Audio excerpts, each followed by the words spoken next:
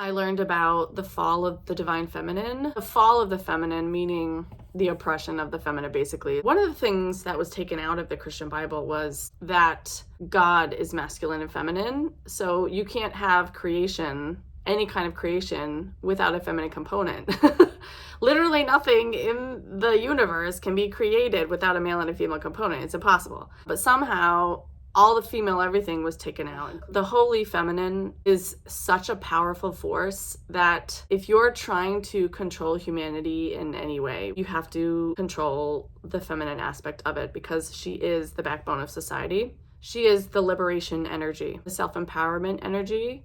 That's feminine. The holy feminine practices were degraded and purposely made to be feared and to have people be disgusted by taking ancient women's practices and making us believe that it's witchcraft, like dancing around a fire, following the moon. At one point, singing was outlawed because music and sound tones are very powerful and healing. If you really want to be able to control a population, what they think and what they do and how they behave, you have to crush the feminine.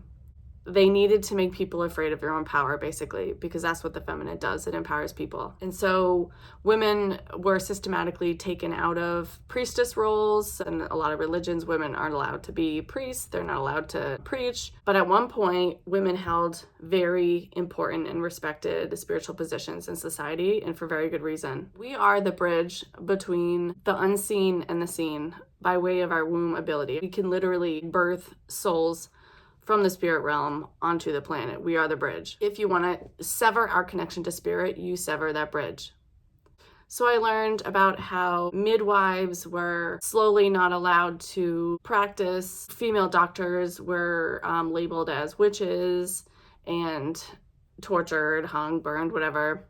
But really they were just medical professionals. Yeah, so dancing was outlawed at one point. Women weren't allowed to congregate in groups. All things magical were rendered evil. But what's really sad about that is humans' natural ability. When you reconnect to self and you reconnect to nature and the earth, you rediscover magic. I remember when we were allowed to be human. Women were allowed to do these things that came naturally to them without being viewed as evil, without being worried that they were going to be sent away or socially ostracized. It wasn't just the feminine too, it was also the masculine. So the feminine and the masculine, they work in tandem. And if you have a feminine that isn't allowed to express itself, the masculine isn't going to properly express itself either. Basically, in a nutshell, the masculine and the feminine are meant to work together, and that is absolutely not what's happening right now. And it hasn't been happening this way for thousands of years. And I learned why.